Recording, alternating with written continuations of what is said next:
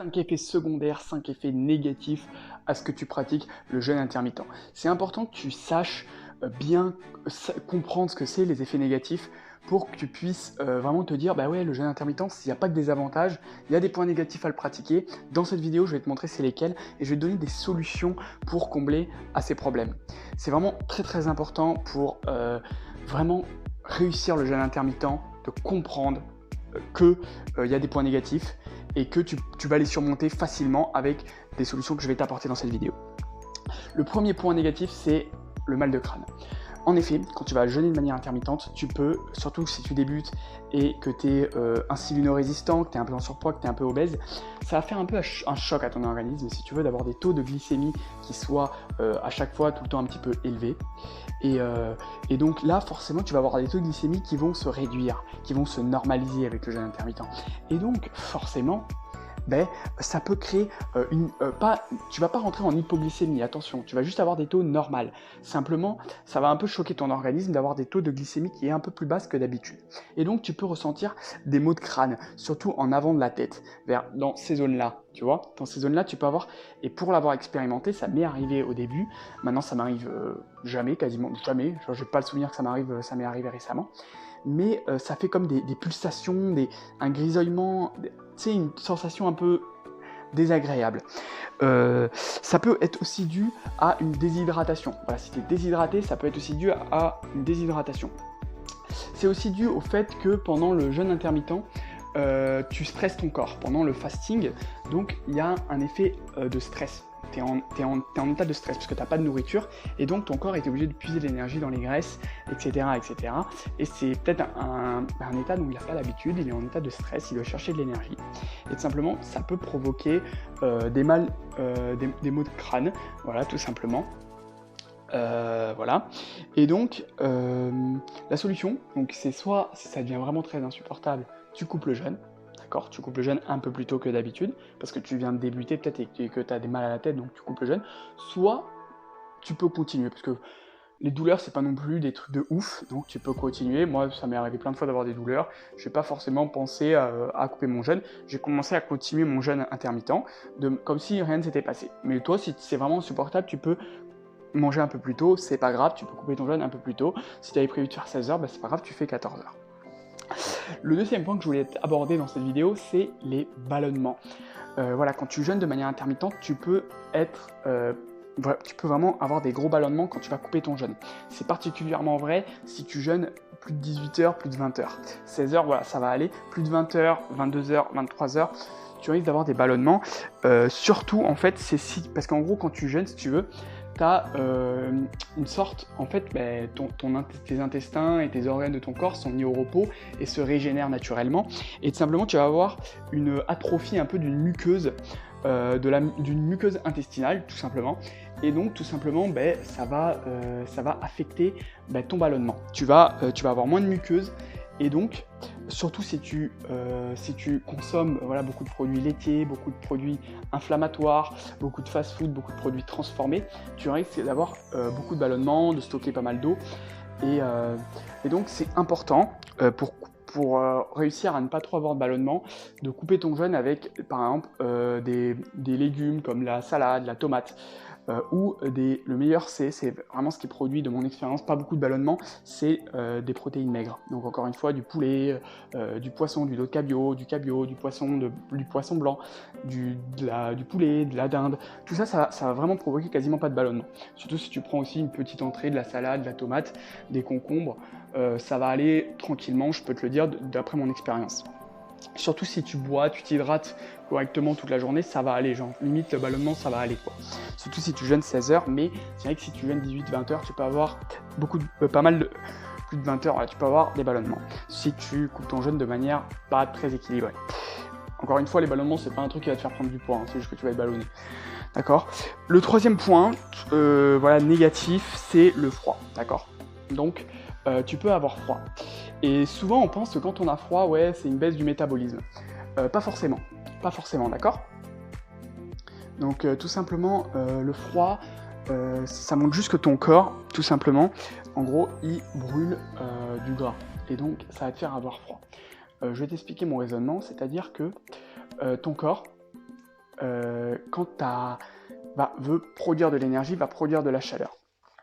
Et comment il va produire de la chaleur? C'est tout simplement en brûlant des graisses. Tu as deux types de graisses dans ton organisme. Tu as les graisses brunes et les graisses blanches, d'accord? Les graisses brunes, c'est des bonnes graisses, c'est-à-dire que ça représente pas la majorité de ton tissu adipeux, ça représente 10%, mais c'est des graisses qui te permettent, qui ont beaucoup de mitochondries et qui sont beaucoup plus petites que des graisses blanches. Les graisses blanches, c'est la mauvaise graisse, la graisse qui n'est pas du tout esthétique quand tu la regardes, c'est les réserves de graisse, c'est des bonnes réserves de lipides que tu as dans ton organisme. La graisse brune, au contraire, on la retrouve beaucoup chez les mammifères. Chez les mammifères qui hibernent, par exemple l'ours qui hiberne pendant plusieurs mois. Et ils ont beaucoup de graisse brune, ça leur permet en fait de brûler, si tu veux, des graisses blanches, en gros, pour avoir chaud. Et donc ils vont transformer des graisses blanches en graisses brunes. Donc ça va être encore plus efficace, processus de combustion des graisses blanches pour créer de l'énergie, créer de la chaleur dans ton organisme.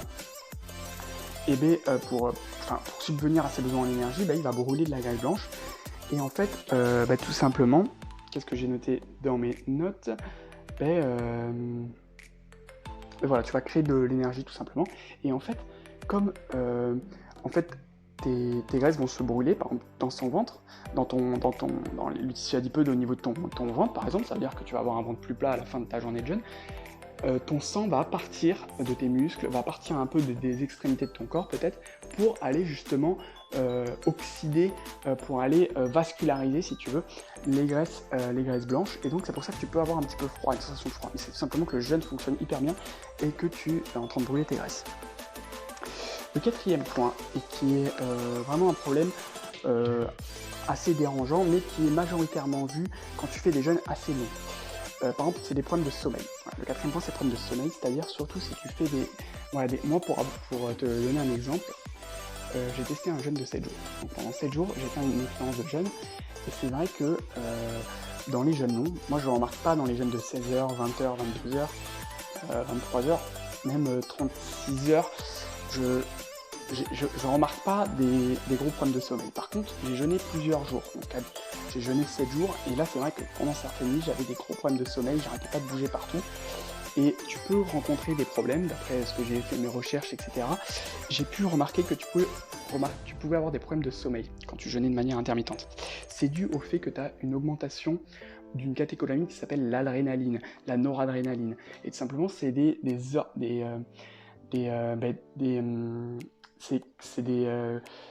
catécholamines qui vont justement te faire avoir plus d'énergie. Quand tu bois du café, voilà, ça va stimuler ces productions d'hormones.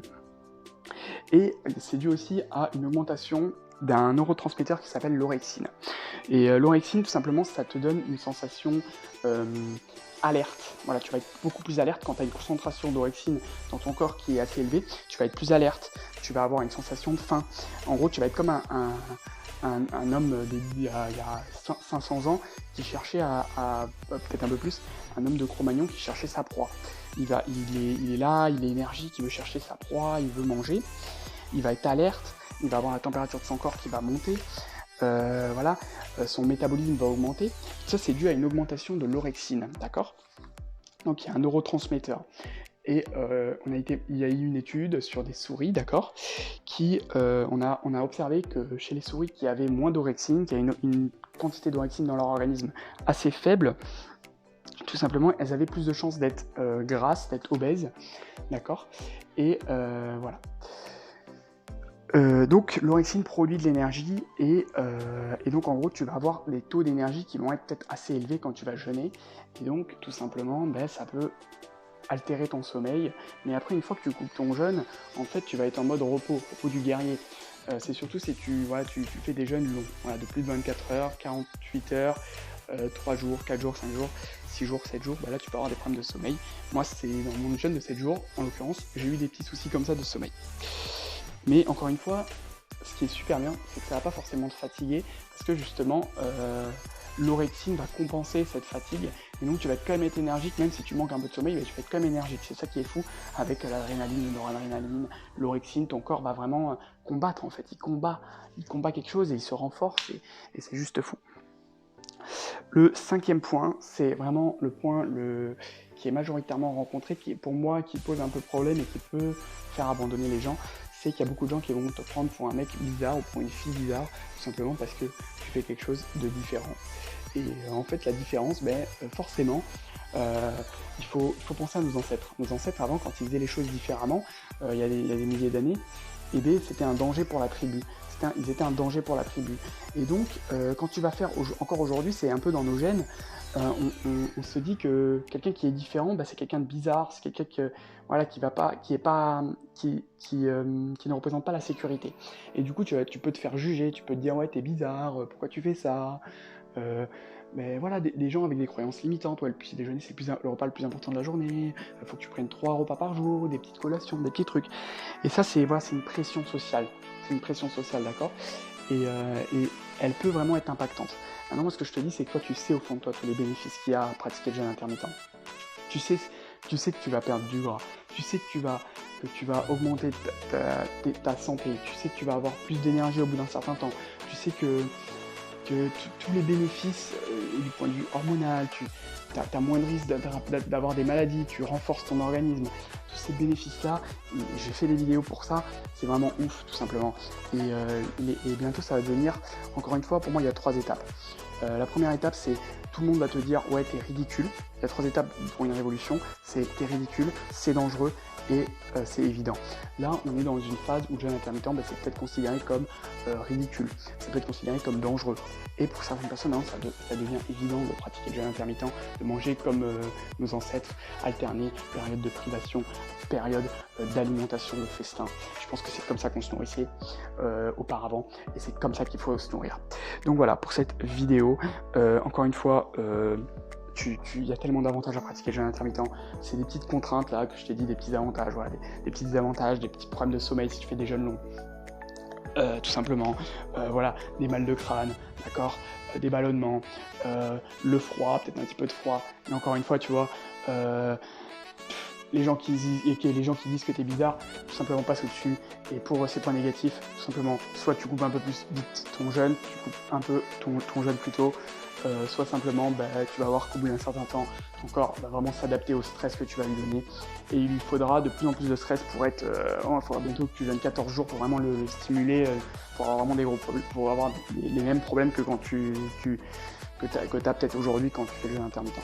Simplement que ton corps va s'adapter, d'accord ? Donc, prends bien ça en compte et continue à jeûner de manière intermittente. C'est vraiment un processus génial pour perdre du poids, pour te sentir plus en forme, pour te régénérer, pour régénérer ton organisme.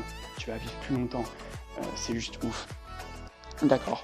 Donc si tu veux avoir accès, tu peux accéder juste dans le lien en description à un challenge. Je suis en train de préparer ce challenge, c'est un challenge de 28 jours qui te permet de perdre du poids et de t'affûter, de prendre un peu de masse musculaire, d'être un peu plus athlétique et de kiffer ton corps, mais surtout de perdre. L'objectif, ça va être de perdre 5 à 8 kilos en 28 jours. Tu peux accéder au challenge juste en dessous dans le lien dans la description, c'est totalement gratuit et tu reçois ça. Tu vas avoir accès à un espace de formation juste pour toi avec un plan d'action concret qui va te permettre de réaliser tes objectifs. On se retrouve dans une autre vidéo et dans la formation offerte. A plus.